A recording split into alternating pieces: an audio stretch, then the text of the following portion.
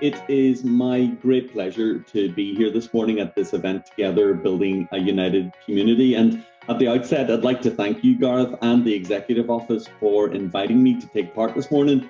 And I'd also like to thank Lisa, Kieran, and the team at Business in the Community for their leadership in our communities across Northern Ireland. As Gareth said, my name is John Healy, and I'm the Managing Director of AllState Northern Ireland. And I'm also a board member of Business in the Community. And in fact, I chair the Business in the Community Place Leadership Team.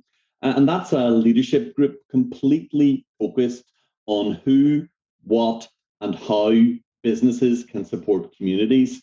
And I'm also the Prince's Ambassador for Responsible Business in Northern Ireland.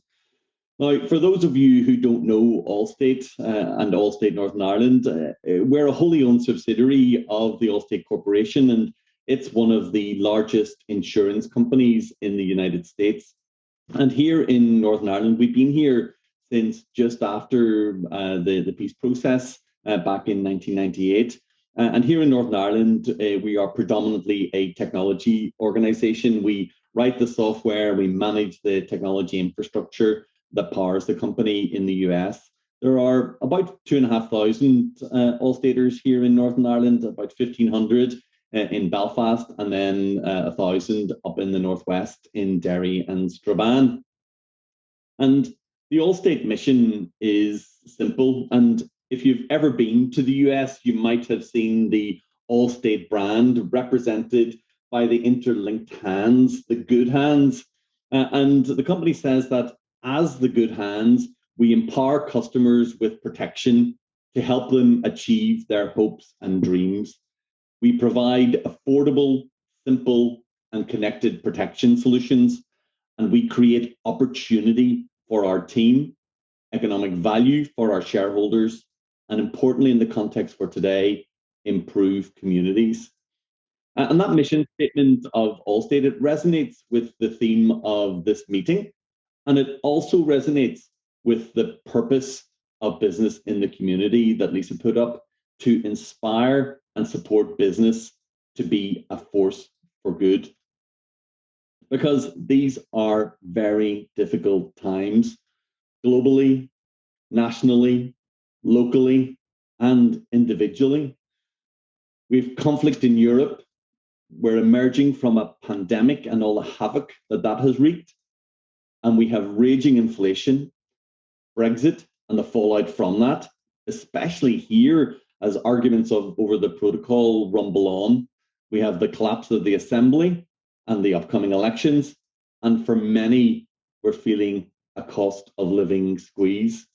And I listen to the news and hear people speak about business, and sometimes it seems very abstract because they say, what's business doing about that? Or what's the response of business? Or where is the voice of business? And, that seems funny to me, because the voice of business is the community voice, because that's where all of our employees come from. We come from the community, our engineers, our catering staff, our security staff, our accountants, the whole supply chain. We come from the community. We live in the community, and business and the communities in which we live and operate are inextricably linked. But for many, the workplace is the only place where communities come together. Too often, we're educated separately, we live separately, we socialize separately. But in our businesses, we come together, we solve problems, we collaborate, and that is very powerful. A truly dynamic and impactful force for good. And business in Northern Ireland has come a long way. And we have developed as a society here in so many ways. If I think back, whenever I was growing up here, tourists were few and far between. But now we have a well-developed tourism sector. We've just got the new Game of Thrones attraction that's opened in Banbridge, and cruise ships docking back in Belfast. And if you think before the pandemic, we had over 285,000 people who came to visit Northern Ireland from all over the world. And if you think back 25 years ago at the time of the signing of the Good Friday Agreement, if someone had said to you that some of the world's biggest television series would be made here using local talent, you'd have laughed at them. And if you'd said that Belfast would be the #1 destination globally for fintech development projects, people would have been very surprised.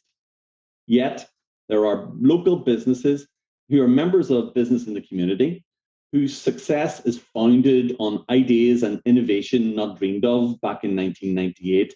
New firms at the heart of the digital revolution. And I think of companies like my own company, AllState, or First Derivatives in Uri, or Alchemy Technology in Derry. And there are others with a longer history and a more traditional or manufacturing background, firms which have worked through both the bitter challenges of the Troubles and all of the difficulties of an economy recovering from 30 years of conflict. I'm thinking of firms like Spirit Aerosystems, previously Bombardier, or the McAvoy Group and the Henry Group. And on top of local business success, we have global companies that have come to be part of what business can build in Northern Ireland. Companies like the CME Group, or Citi, and Liberty IT. In fact, there are almost 900 international companies that have invested here, providing exciting job opportunities. And I, for one, can say with my hand on my heart that among the people of Northern Ireland are some of the most dedicated, passionate, and accomplished colleagues that I've ever had the pleasure to work with. And we're bringing talented staff from beyond these shores. They're coming here to Northern Ireland now, putting down roots, investing their lives and their careers in our country's future. And that diversity is making Northern Ireland richer in so many different ways besides economics. I think it's fair to say that the world of work has changed enormously in a very short period, and our response to COVID has changed our relationship with our employees totally, how we consume and utilize services. People want good salaries, of course they do, but that's not their only aim. They also want to work in an organization they feel connected to, whose values they share, and where they feel they're making a meaningful and recognized contribution. They want to make an impact in the communities in which they live. And many of the companies that I work with, either in the course of my day job or through the place leadership team, are these champions of culture change. And we're going to hear many of those stories from the panel discussion that's coming up with member companies from the place leadership team, members of business in the community, telling their stories. And I look forward to hearing that, because they are leading the way in their people strategies. They're engaging with communities. They're trialing innovative, inclusive new ways of working with people at the very center. And this results in much more resilient businesses. But how long will they continue to do so? And what sort of future lies ahead as businesses continue to face challenges stemming from events beyond our control? Costs that are piling into our business models and disrupting our ability to survive? And that's a question that many are seeking to answer. And of course, that brings us to the B word, Brexit, or maybe for us more specifically, the P word, protocol, with all the uncertainty which that has left unresolved. And now, of course, we have an assembly election coming up, and the divisions in our community, that set's running with they're winning, so we must be losing narrative, with the prospect of the political landscape changing yet again and no guarantee of resolution. For the past 5 years, we've seen every possible permutation. We've been on the brink, we've been on a knife edge, there've been lights going on and off at the end of tunnels, and still Northern Ireland, our businesses and our communities, we're waiting anxiously for the outcome. And I think that this should be a concern for all of us, business employees, employers, politicians, community groups, anyone with a vested interest in the success of Northern Ireland, its economy, and the communities. Whichever way we emerge from the pandemic, or how the protocol settles, or the shock of war in Europe, the impact of inflation, we will face many new and as yet unknown challenges. But there are other long-standing issues which we need to address if we're going to continue to grow our economy and make this place prosperous for all of our communities. There's the skills deficit that's affecting all sectors as employers try to recruit the kind of staff they need. How are we going to meet this demand? How can we make sure that we make the positive impact in our communities that having and holding a job can bring? How do we manage talent? How do we create leadership that can adapt to change? And how do we encourage innovation, create new wealth through businesses in our communities? When are we going to address the underinvestment in the public and private sector, the hospital waiting lists, and the challenges of poor educational outcomes that impact so negatively on our communities? And when, after the elections, will we see the re-establishment of a Northern Ireland executive that will help us to address these and many other problems? An executive that's open, that listens, and committed to delivering for us and our communities. It was Voltaire who said, "No problem can withstand the assault of sustained thinking." And that, to me, is the power of meetings like this one this morning, the power of convening businesses together with community-based organizations that creates the space to think about these issues and then also to work towards solutions. And as the Assembly election approaches, and our politicians, indeed all of us, we should adopt that as a mission statement: sustained thinking to overcome our problems.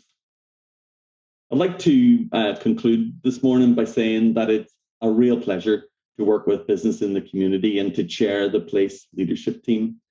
Individual businesses cannot tackle the scope and scale of the issues facing people and the planet. My business can't and won't work in isolation. The only way we gain and build traction is by working together. For me, for AllState, the best way to do this is by working collaboratively. And business in the community provides a solid network to do just that. I get to observe firsthand the fantastic work of businesses operating in the community and making an impact in their communities, the valuable role business plays in the interests of its employees, its customers, and of the whole community. And I know that will become even more important over the next 12 months as we deal with the challenges ahead of it. Business in the community is focused on supporting its members who are true champions of culture change. We have some outstanding examples of businesses building united communities here in Northern Ireland, and I want to congratulate them all today. They are truly the way of the future. So enjoy this wonderful event. I'm looking forward to hearing from the other speakers this morning and seeing what we can do together, building united communities.